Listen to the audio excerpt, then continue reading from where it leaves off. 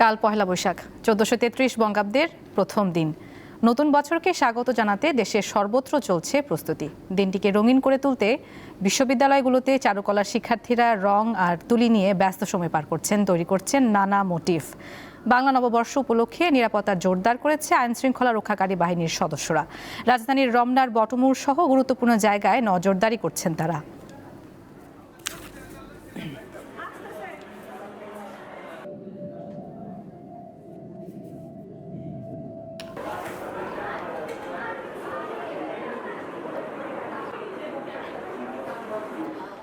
দর্শক, রাজশাহী বিশ্ববিদ্যালয়ে চলছে পহেলা বৈশাখ উদযাপনের প্রস্তুতি। সেখান থেকে যুক্ত হয়েছেন আমাদের সহকর্মী ইউসুফ আদনান, কথা বলছি তার সাথে। আদনান, কাল তো পহেলা বৈশাখ, তো নববর্ষ উদযাপনে ক্যাম্পাসে শিক্ষক এবং শিক্ষার্থীদের মধ্যে কেমন প্রস্তুতি দেখছেন, তাদের উচ্ছ্বাস কেমন জানাবেন? নুজহাত, বাংলা নববর্ষকে বরণ করে নিতে রাজশাহীর সকল শিক্ষা প্রতিষ্ঠান সহ বিশ্ববিদ্যালয়ে ব্যাপক প্রস্তুতি চলছে। এই মুহূর্তে আমি রয়েছি রাজশাহী বিশ্ববিদ্যালয়ের চারুকলা অনুষদে রয়েছি। চারুকলা অনুষদেও আমরা দেখছি যে শিক্ষক শিক্ষার্থীরা একেবারে শেষ মুহূর্তের যে প্রস্তুতি বলে, শেষ মুহূর্তের প্রস্তুতির কাজটা করছে। রং তুলির আঁচড়ে এখন তাদের যে মোটিভগুলো তৈরি করা হয়েছে সেগুলোতে রং তুলির আঁচড় দেওয়া হচ্ছে।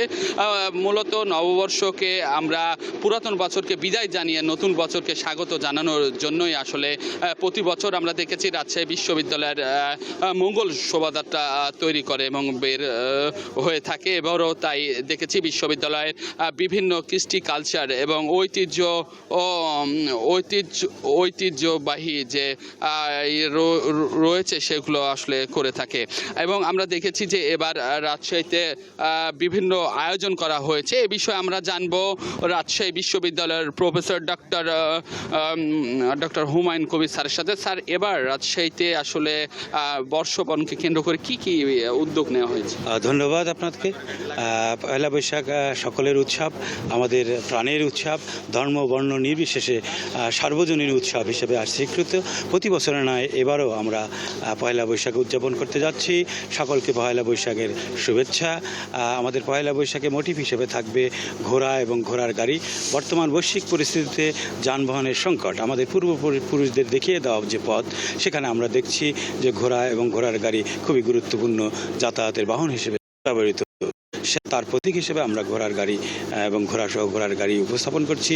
এছাড়াও রয়েছে ইলিশ মাছ এবং আমাদের আরও থাকবে মৃৎপাত্র অঙ্কিত বিভিন্ন পাত্র, যেগুলো প্রদর্শনীতে থাকবে। এছাড়াও যুদ্ধের ভয়াবহতা নিয়ে আমাদের ইনস্টলেশন আর্ট থাকবে। এছাড়াও আমাদের সাংস্কৃতিক অনুষ্ঠান থাকবে। এই উৎসবের মধ্য দিয়ে আমরা জাতিকে আহ্বান জানাবো যে আমাদের সৃজনে জাগ্রত হোক শান্তির ধ্বনি, লোভের বিনাশে মুক্ত হোক বিবেকের বাণী। ধন্যবাদ স্যার। শুনছিলেন যে এবার রাজশাহী বিশ্ববিদ্যালয়ের যে প্রধান মোটিভ তা থাকছে হচ্ছে ঘোড়ার গাড়ি, কারণ জ্বালানি সংকটের যে একটি দেখা যাচ্ছে সেইটাকে ধারণ করে আসলে আগের যে ঘোড়ার গাড়িতে চলতো সেটি আসলে তুলে ধরা হয়েছে। আর এছাড়াও রয়েছে বাঙালি জাতির যে প্রধান মাছ ইলিশ মাছকেও দেখেছি তারা রঙিন সাজিয়ে এবং ফুটে তুলেছে। এবার তারা বলছে যে গত বছর যে পহেলা বৈশাখ হয়েছিল তা রোজার মধ্যে থাকার কারণে বর্ণিল সাজানো যায়নি, তবে এবার তারা ব্যাপক আয়োজনে আসলে প্রস্তুতি নিয়েছে। আসলে এই ছিল আমার কাছে রাজশাহী বিশ্ববিদ্যালয় থেকে সর্বশেষ খবর। দর্শক, রাজশাহী বিশ্ববিদ্যালয়ের নববর্ষের প্রস্তুতি নিয়ে জানাচ্ছিলেন সহকর্মী ইউসুফ আদনান। পয়লা বৈশাখ ঘিরে নারায়ণগঞ্জেও চলছে প্রস্তুতি। সেখানকার খবর নিয়ে যোগ দিচ্ছেন সহকর্মী গৌতম সাহা, কথা বলছি তার সাথে। গৌতম, বাংলা নববর্ষকে সামনে রেখে নারায়ণগঞ্জে কেমন প্রস্তুতি চলছে এবং শেষ মুহূর্তের সার্বিক চিত্র কেমন আমাদেরকে জানাবেন? বাঙালির প্রাণীর উৎসব পয়লা বৈশাখ করা যাচ্ছে। বাংলা নববর্ষকে কেন্দ্র করে নারায়ণগঞ্জের চারুকলা ইনস্টিটিউটে চলছে মহাযজ্ঞ। মঙ্গল শোভাযাত্রাকে ঘিরে তৈরি করা হচ্ছে মুখোশ বিশাল আকার এবং সরাচিত্রে তুলির আঁচড়ে রং দিচ্ছেন শিক্ষার্থীরা। এবং এই উৎসবটিকে কেন্দ্র করে চারুকলা ইনস্টিটিউট প্রাঙ্গণে কিন্তু এক প্রকার উৎসবের আমেজ তৈরি হয়েছে এবং তারা কিন্তু দিন রাত শিক্ষার্থী এবং শিল্পীরা তারা কাজ করছেন। বাঁশ ও কাঠ দিয়ে তৈরি করা হয়েছে বিভিন্ন বাংলার ঐতিহ্য তুলে ধরা হয়েছে জীবনচিত্র, সেই সাথে সরাচিত্রে বিভিন্ন রং তুলির আঁচড়ে তৈরি করা হয়েছে পটচিত্র।